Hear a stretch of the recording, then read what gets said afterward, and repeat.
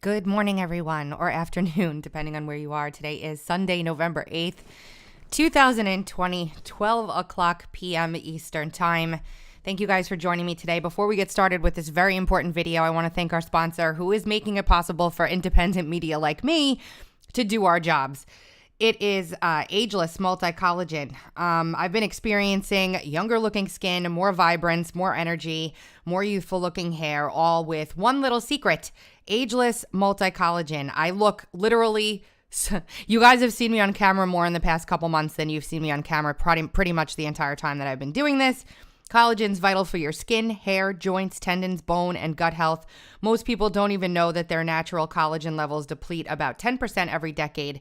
So supplementing that has been the single biggest contributor to stuff that I've had. Everybody, make sure you go to healthwithbeans.com. That's healthwithbeans.com, or click the link in the description box for supporting this sponsor and getting an amazing product at the same time.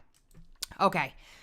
Let me bring in our other audiences really quickly. Facebook, DLive, Periscope, Cloud Hub. Thank you guys for being here. This stream is going to be very heavy on data and very light on theory. And I just want everybody to understand that that's not because the theories that are floating around everywhere here are poor or not true. I just want to stick to facts and data and things that we absolutely know.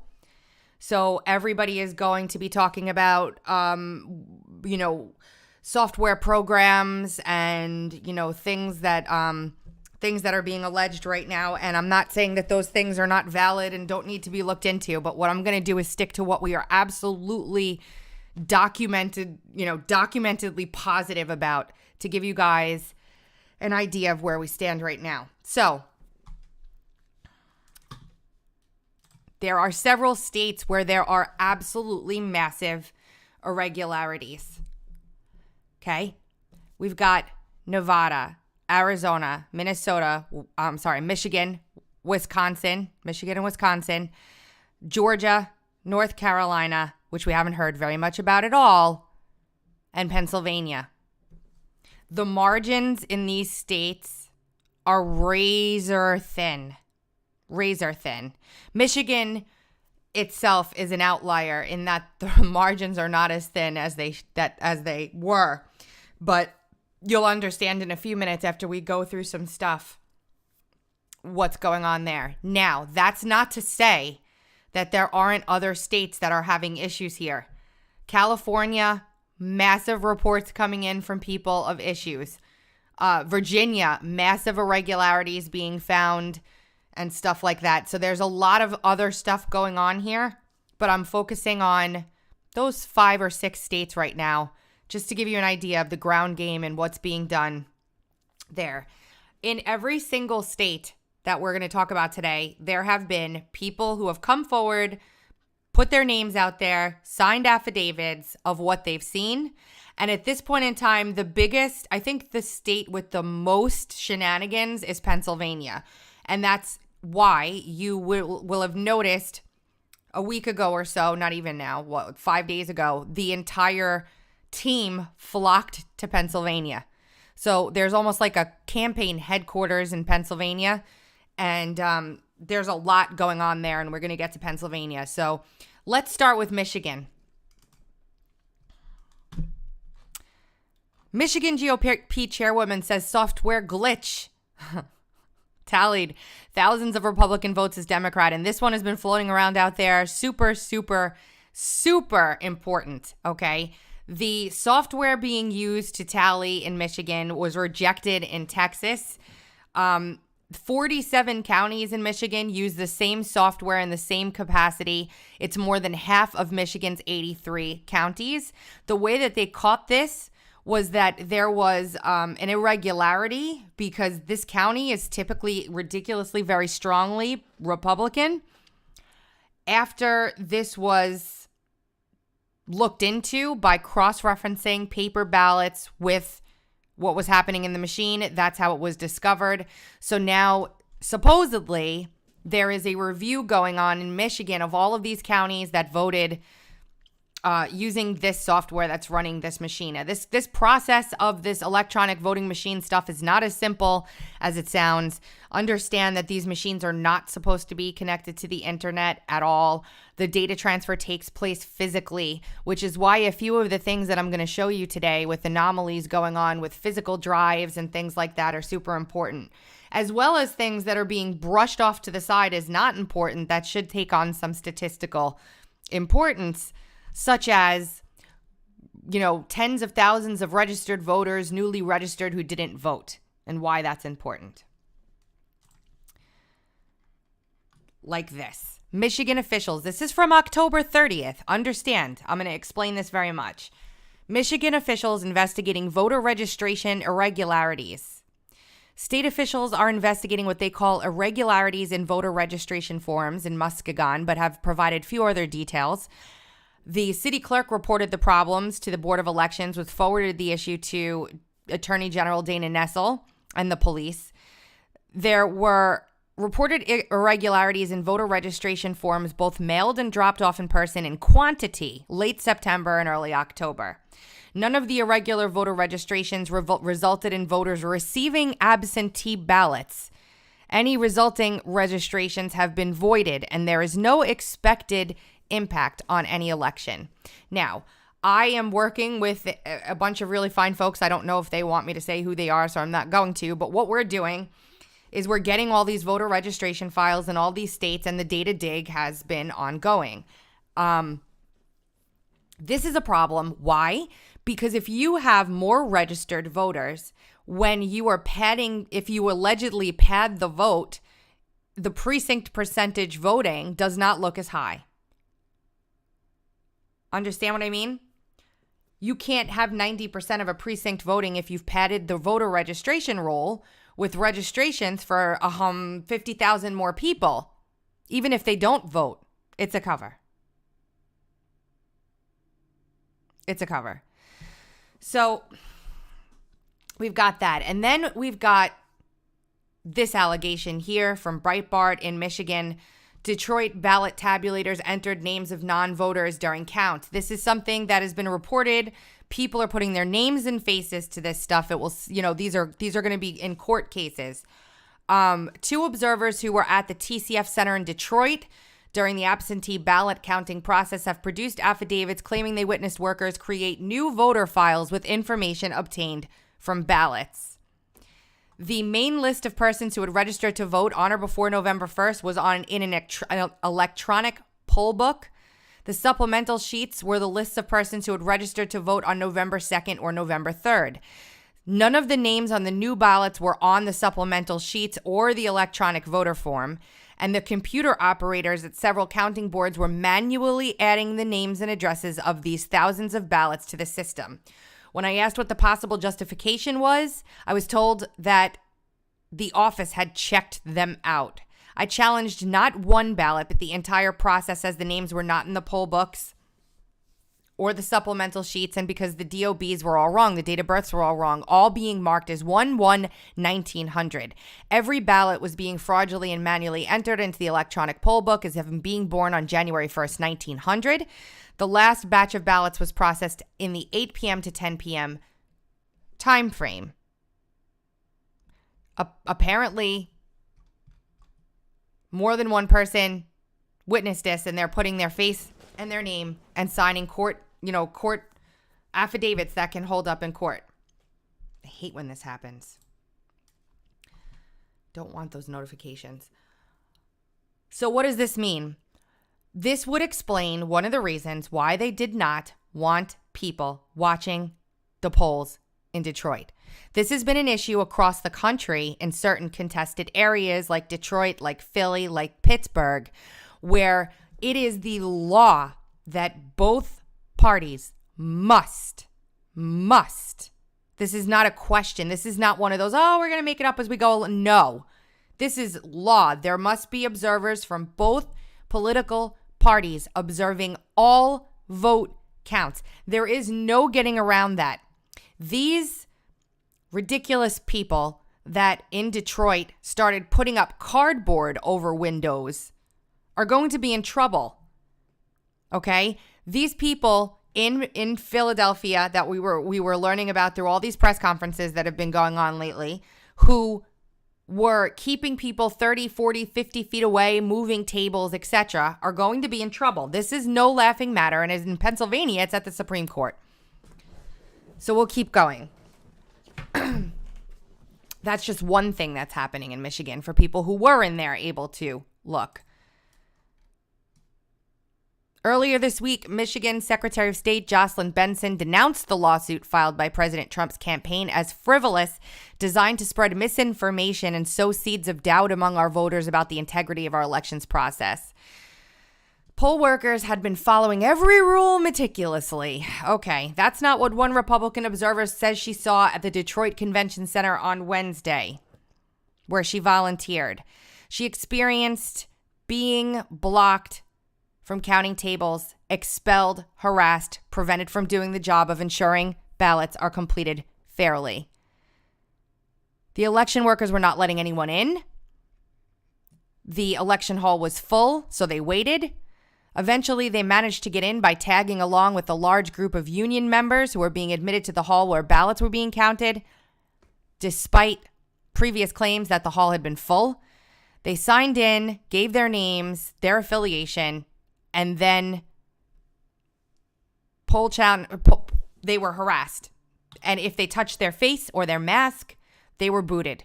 This is not going to, I'm telling you, you guys can doubt the process all you want. I know a lot of people are like, we'll never get anywhere. The courts are corrupt, blah, blah, blah, blah, blah. You can discount the process all you want. This is just not legal. And from the research that I've been able to do, there is a chance that those ballots can be anything that was counted without being, the opportunity is on the table, as per Rudy Giuliani yesterday, for them to be thrown out. All of them. Now, it's such an overwhelming mess to sort through because in all of the states we're going to talk about today, there's overwhelming evidence of potential fraud. This stuff is not normal, despite what anybody wants to tell you. Here. Michigan. Here's a list of 10,000 people that are confirmed deceased that requested and returned absentee ballots in Wayne County. It doesn't mean they all voted. It means their absentee ballots were returned. I wonder what's going to be in those absentee ballots. And here's the list. Total probably deceased voters returning absentee ballots in the election, 11,305. Total confirmed deceased per Social Security Death Index, 9,948. Now, everybody has to understand. Everybody keeps saying, oh, we don't have any widespread fraud. You don't need widespread fraud. One county in Michigan, that computer glitch, in quotes, we were talking about, flipped it. You don't need widespread voter fraud. Outside of the facts and data that we're talking about today, there is a psychological operation going on here, the likes of which we've never experienced in this country. Let's listen to the Michigan GOP chair giving the update the other day about what happened in that county. If all this wasn't enough, in Antrim County, ballots were counted for Democrats that were meant for Republicans, causing a 6,000 vote swing against our candidates. The county clerk came forward and said tabulating software glitched and caused a miscalculation of the votes. Since then, we have now discovered that 47 counties use this same software in the same capacity. Antrim County had to hand count all of the ballots. And these counties that use this software need to closely examine their results for similar discrepancies. The people of Michigan deserve a transparent and open process.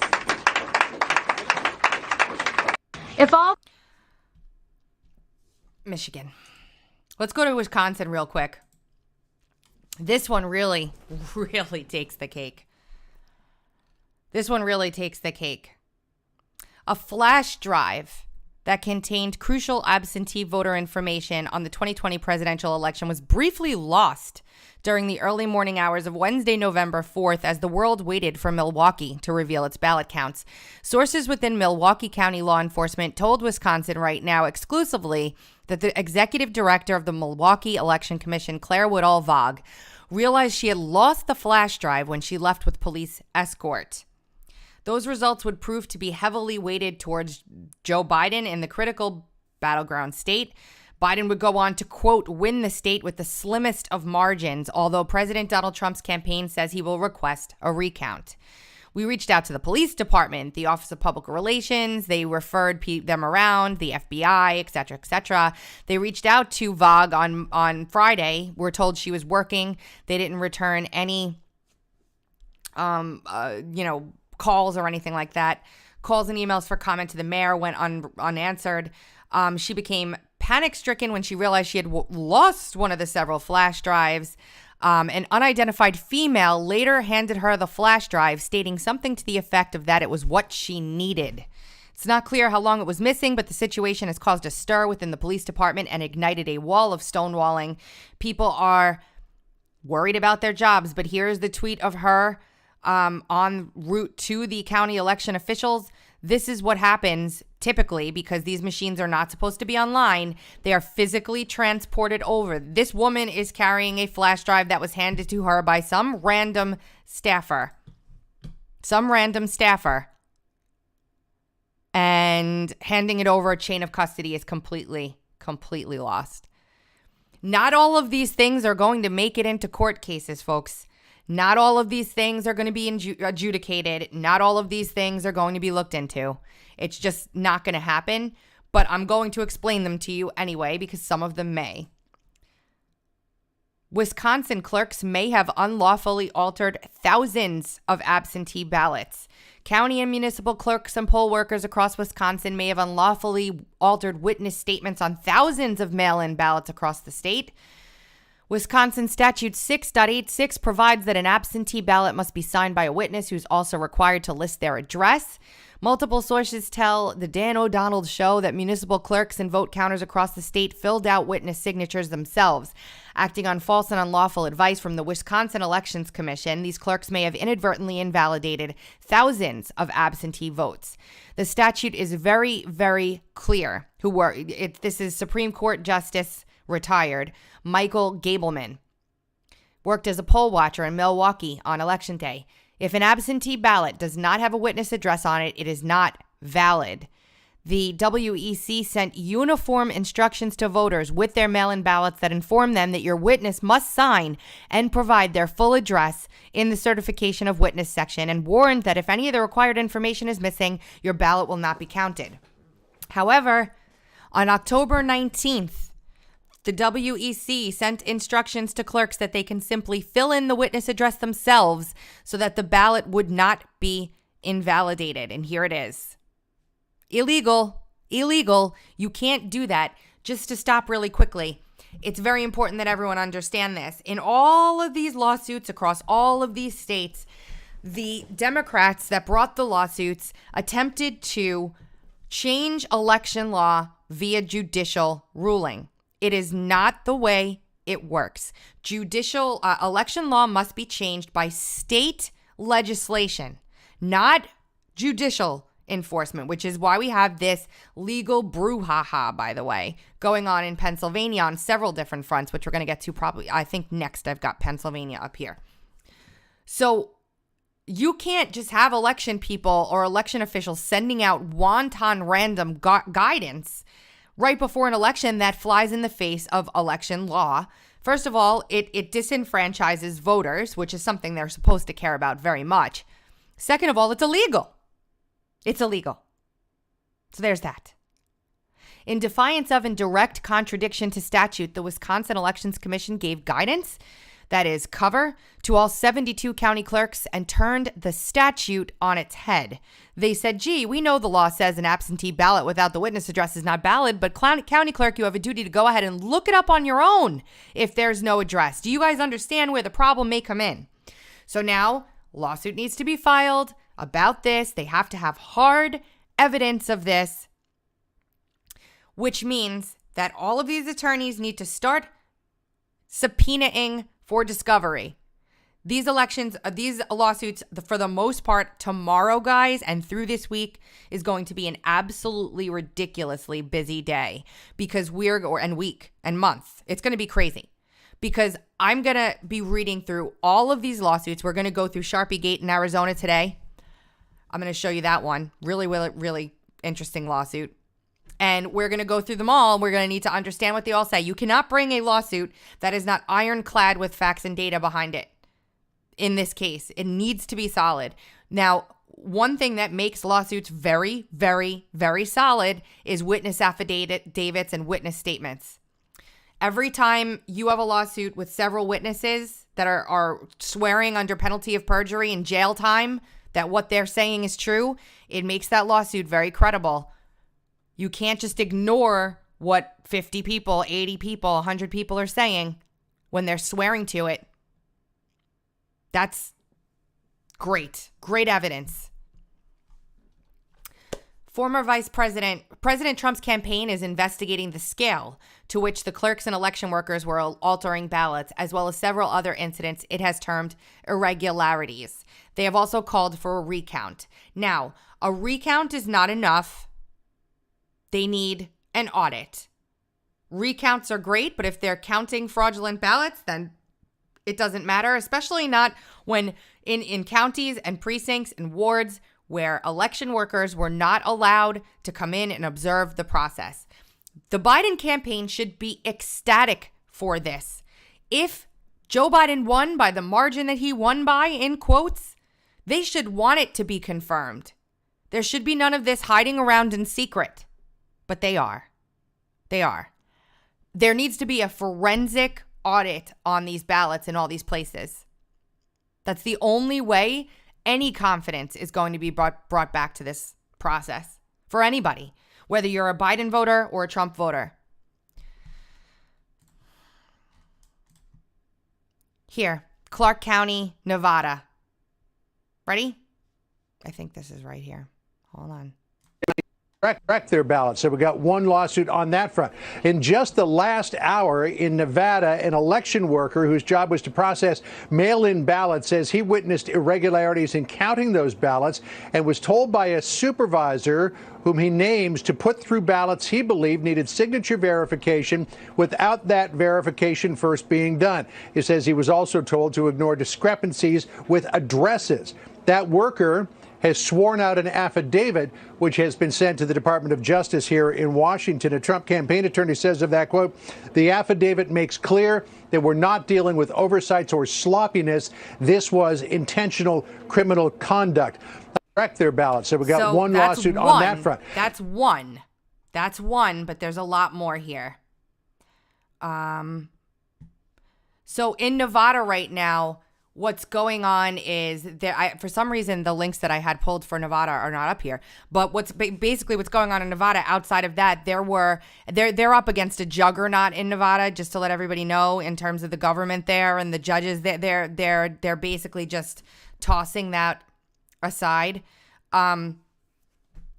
So, they're tossing everything aside, but there have been over 3,000 criminal referrals made for people who voted illegally in Nevada against the rules. There are reports of people getting 6 and 7 mail-in ballots in Nevada because at the very last second, they changed the law and they just mailed out ballots in a wanton manner. So people were just receiving them. I have to be very clear.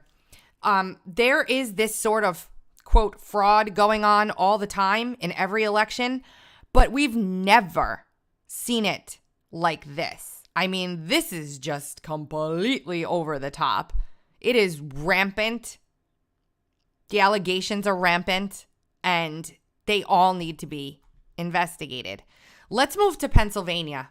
Pennsylvania is something.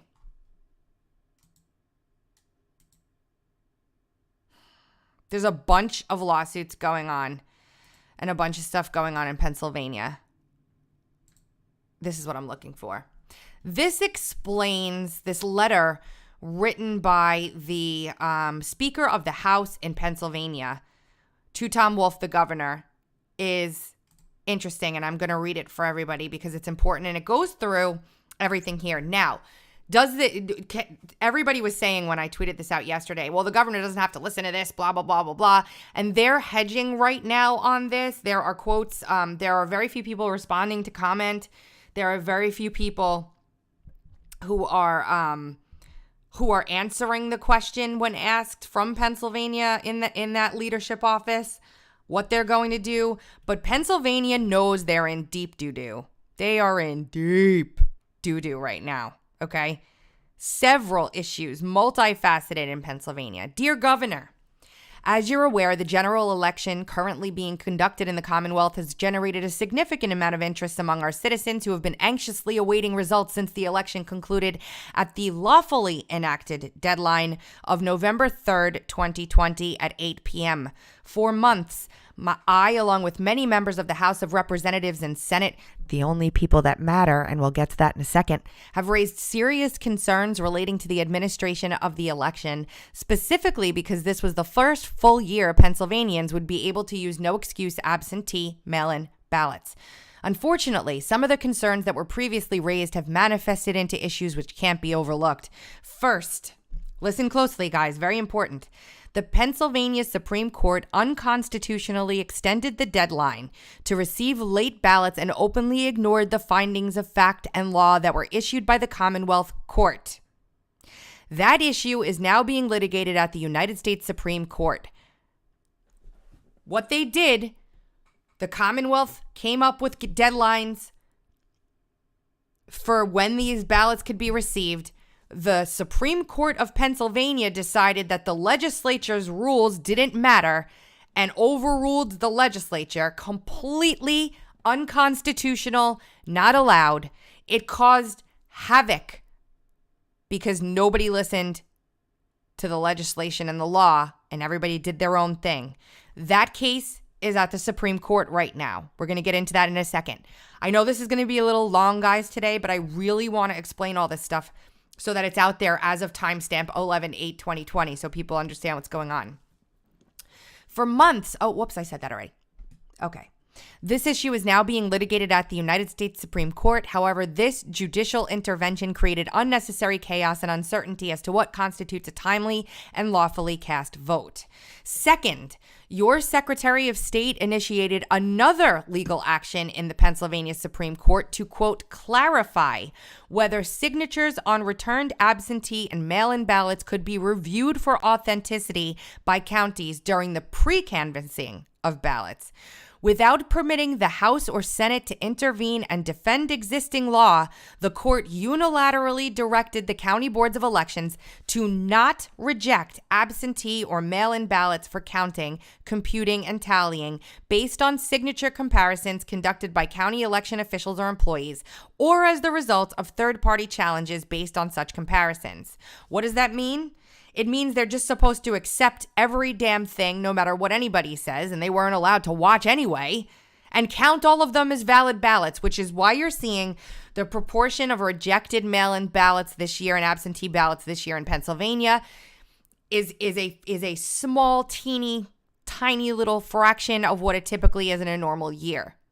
This, of course, says Speaker, is a significant departure from Pennsylvania law and practice as it eliminated one of the most important security and anti-fraud features used with absentee and mail-in ballots. And it also treats voters who vote on Election Day in person differently from those that use the absentee ballot or mail-in program. Disenfranchises voters, i.e., if you vote in person, you have a more stringent requirement than you do should you have voted by mail or absentee.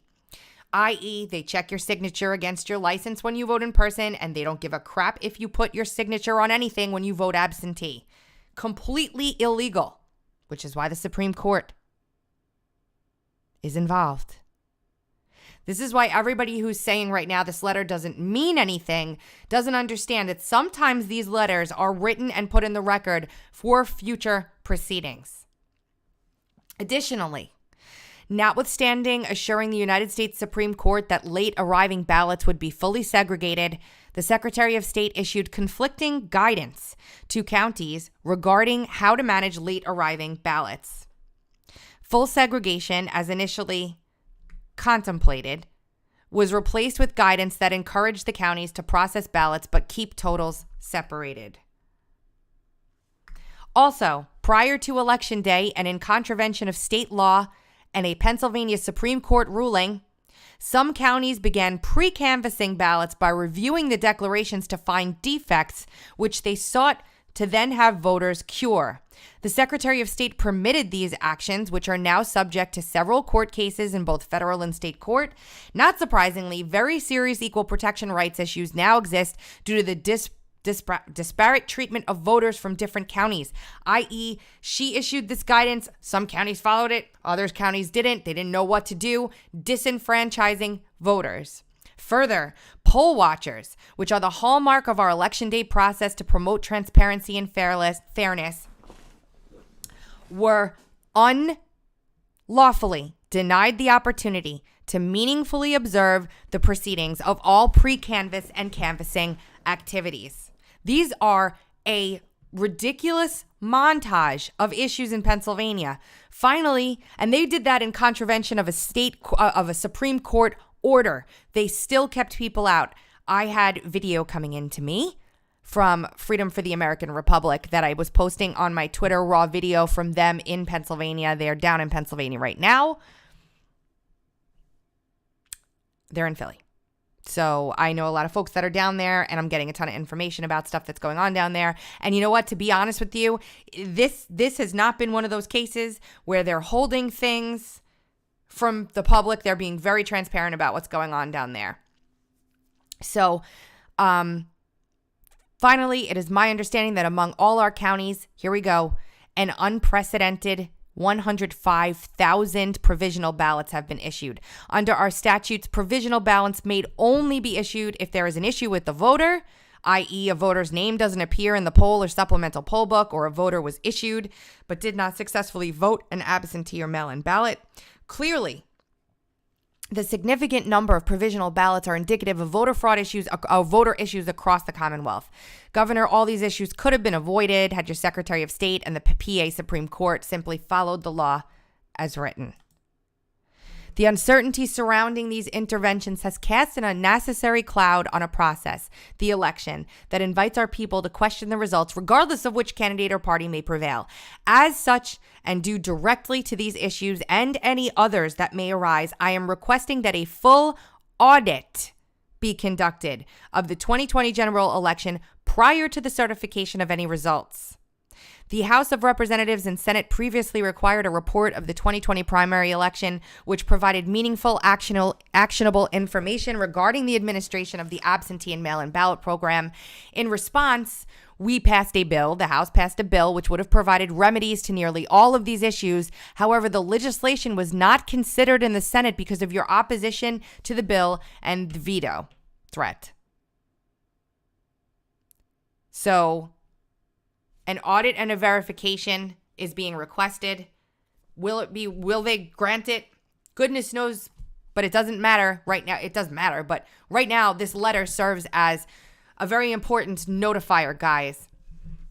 Who chooses the electors in a state? Who chooses the electors in a state?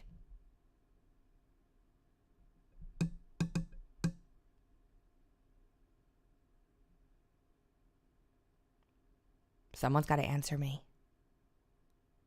The state legislature does. The state legislature chooses electors. This is the Speaker of the House in Pennsylvania.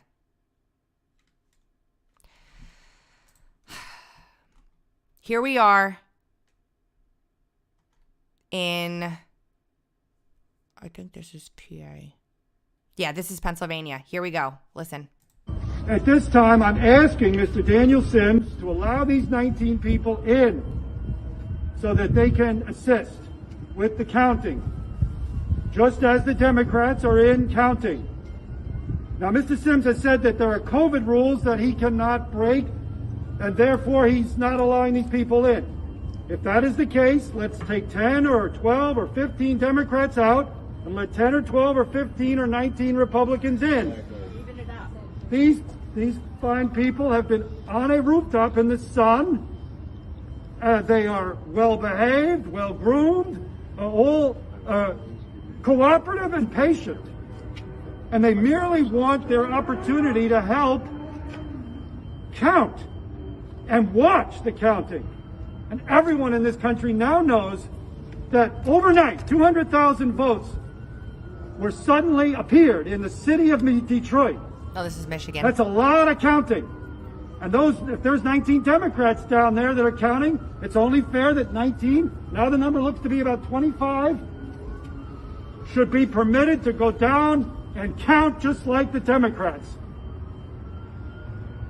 So I'm asking you, Mr. Daniel Sims, please allow these Michigan residents to come in at this time. It's now 3:26 p.m. and many of them have been up here 2 hours. I called them and I asked them to come up. And they took days out of their working schedule. They took a half day, a day to assist with the democracy of this country. That's right. That's right. And now they're being told they got to wait on a rooftop because there are COVID rules and it doesn't make sense. The building is acres and acres. They all have face masks. And if there's 15 or 20 Democrats, then 15 or 20 Republicans should be let in, alternately at least. Exactly. They all have masks on. None of them appears to be sick, and nor have you asked them if they're sick. You could simply ask each one, do you have any COVID symptoms? And this is why, guys, for years and years, we have been screaming to volunteer in your local area to be a poll watcher. Now they're just kicking them out. I would have charged my ass right through that door. Maybe not. I'd like to talk about it after the fact. But I'm just saying, this is absolutely 100% illegal. And the fact that they're actually doing it shows you everything you need to know. Saying this is illegal is not a conspiracy theory. This guy is on a rooftop screaming at the top of his lungs for equal opportunity to look at these votes. Here we go. Another county in Georgia has reported encountering a glitch, which has caused a delay in the counting of thousands of votes in the 2020 presidential election. And inside that article, election officials estimate that roughly 80,000 absentee ballots were impacted by this glitch, yet decided to push the impacted votes through, knowing some of the votes would likely change.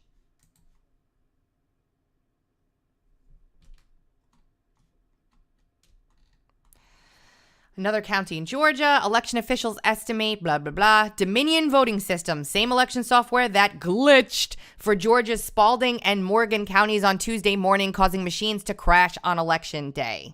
Antrim County as well. The glitch in Antrim caused thousands of ballots that were meant for Republican candidates to be wrongly counted for Democrats. Thursday morning, they're adjudicating these 80,000 ballots. Are they going to let Republican poll watchers in to help adjudicate the ballots? Now, let's move quickly. You know what? Hold on a second. Let me go back to Pennsylvania. There's a lot of things happening in Pennsylvania, all of which you guys have just heard in that letter. I detailed the Supreme Court part of it briefly, but I actually want to talk about the Supreme Court a bit more. Hold on.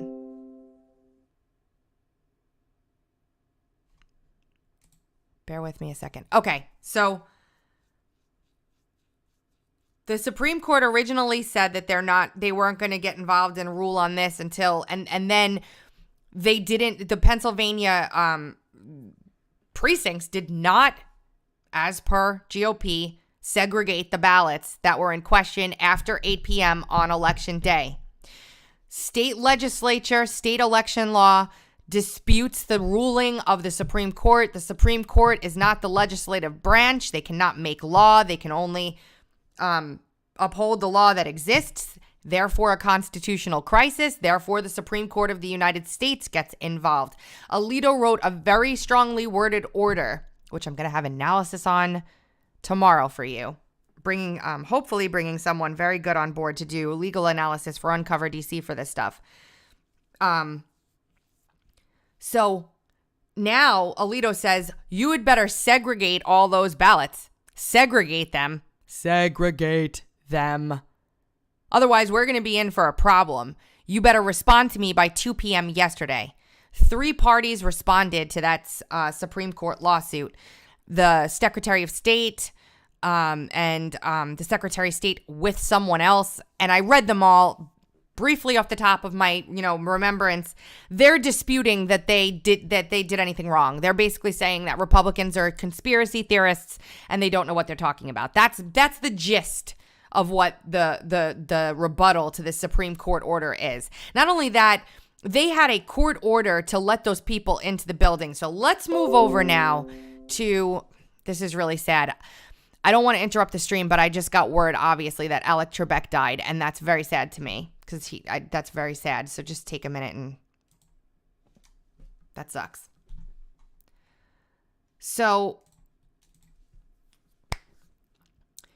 now we have Rudy Giuliani and team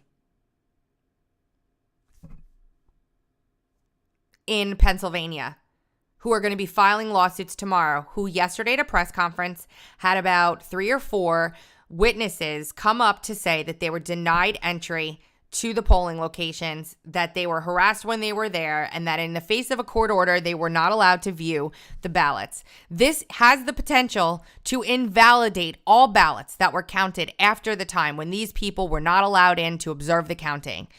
That's huge. Don't know how the lawsuit's going to break out. I know they've got a ton. He said 50 to 80 sworn affidavits from witnesses that this had happened. We're going to have to wait and watch what happens with this lawsuit that will be filed tomorrow. I will be covering all of these lawsuits, but in Pennsylvania, we've got Corey Lewandowski working on all of the dead people that have voted. We have the absentee and late ballots being picked up way after the deadline in the law. We have poll watchers being not allowed in. We have this whole Supreme Court brouhaha that's festering right now. Pennsylvania is an absolute mess in terms of the integrity of the election in Pennsylvania.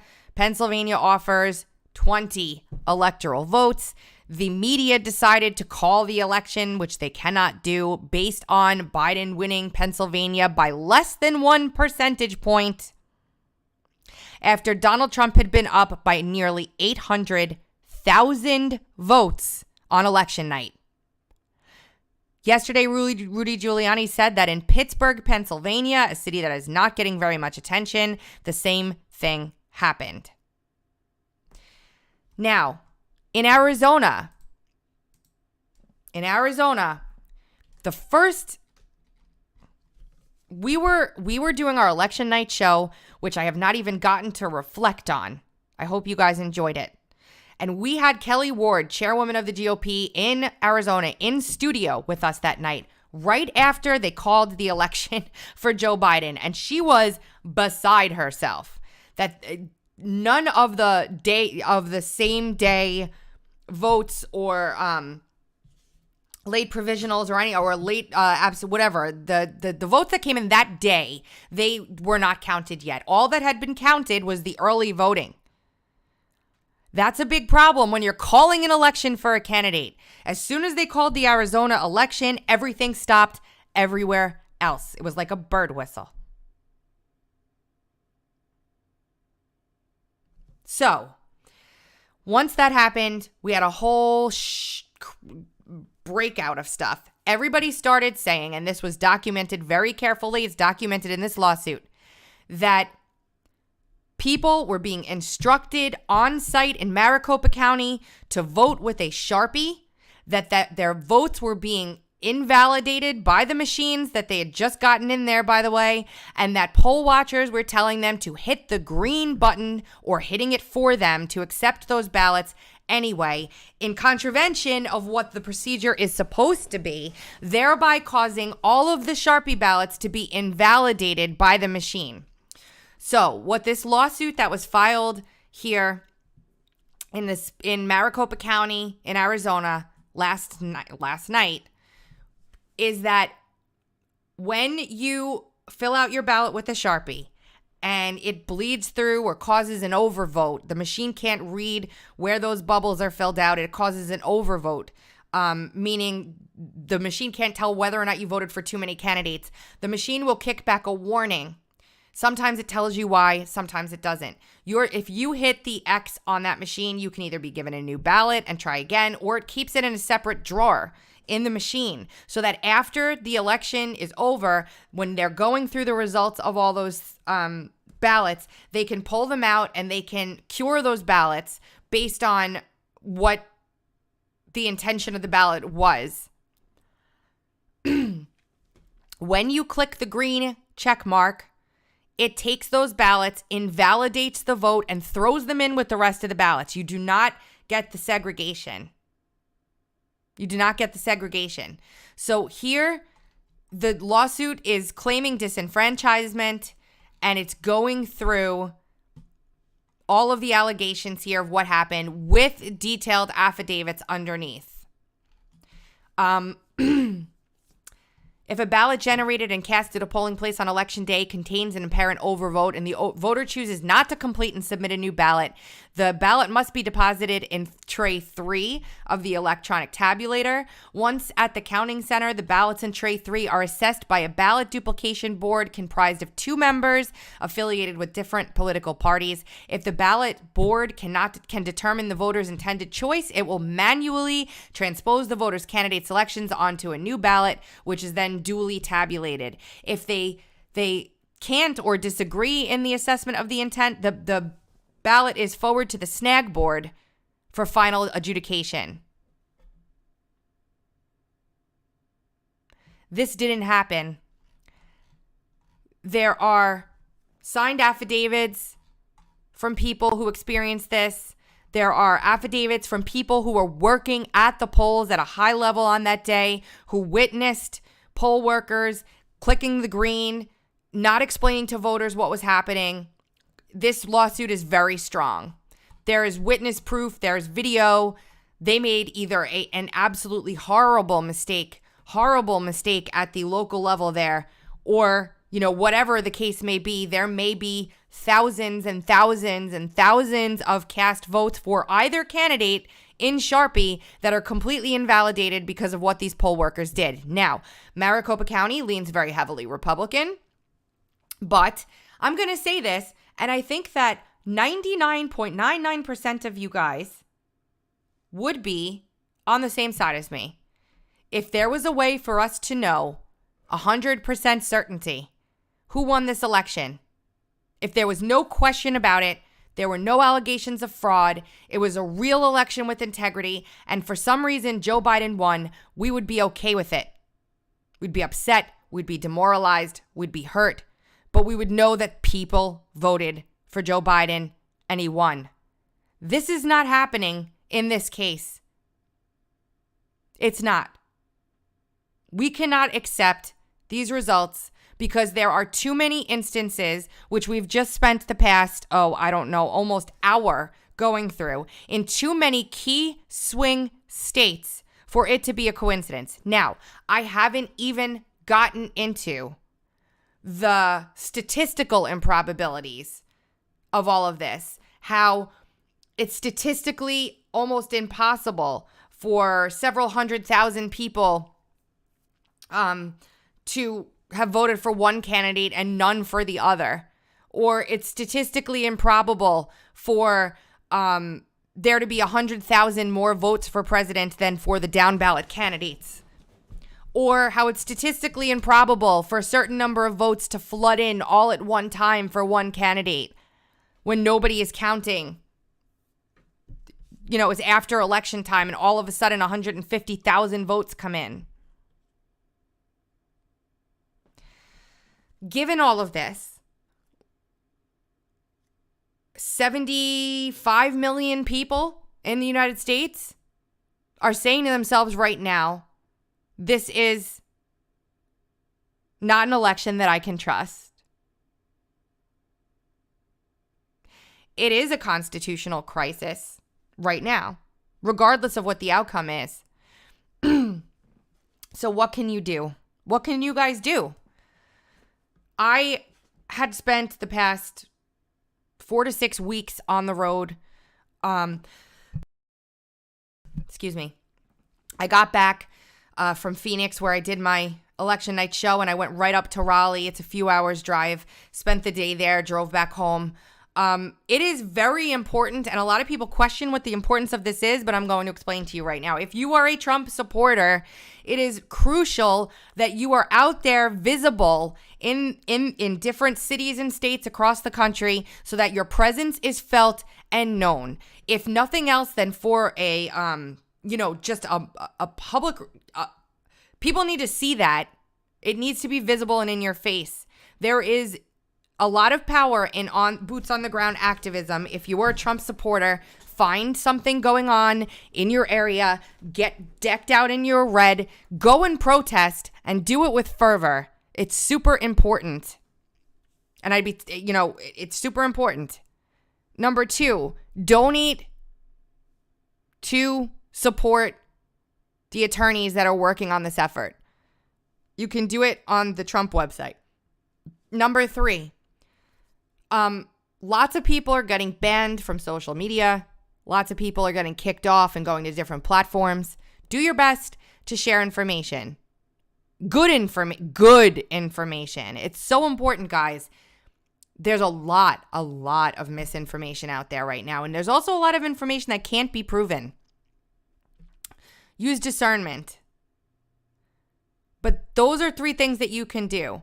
There's a team that is, like if you go to Stop the Steal's webpage, you can find volunteer opportunities. This is it, guys. This is it. Now's the time. If you are a Donald Trump supporter, or if you are a supporter of this country, of this republic, because it has moved way past at this point, one candidate for president versus another. Like literally right now, we are adjudicating the future of the country. And I'll tell you this. I tell everybody right now, concentrate on information, take a deep breath, because there is a long time left in this. And I have no doubt personally, I'm not scared or feeling frightful or feeling anything other than let's charge ahead and get this damn thing right. Okay. In addition, a lot of people are asking, where's Attorney General Barr? John Solomon has been reporting that the FBI, yay, and the DOJ are investigating numerous instances of alleged criminal voter fraud in Michigan right now. There's other stuff going on, I'm sure. I don't know that we will see an Attorney General Barr come out in front of a podium and do a speech. He's been screaming about election integrity just as loudly as the president has, and I know that it's important. In addition, DHS has a role to play here too. And just because you're not hearing anything doesn't necessarily mean they're not doing anything. There are going to be a flood of lawsuits filed tomorrow. I will follow and break them down for you. There will be coverage at uncoverdc.com. Everybody just stay calm. I'm going to upload a video to my Twitter in about 15 minutes from somebody that you'll probably want to see. And we will take it from there. But, tune in here. Thanks for staying here. Support is very appreciated. If you want to support me, you can go to patreon.com/TracyBeans, subscribestar.com/TracyBeans. You can support Uncover DC, uncoverdc.com/support. It is crucial. It is very appreciated. I love you guys. And that's it for today. But I'll come back again and do another one of these as many times as I need to. Don't miss the podcast tomorrow.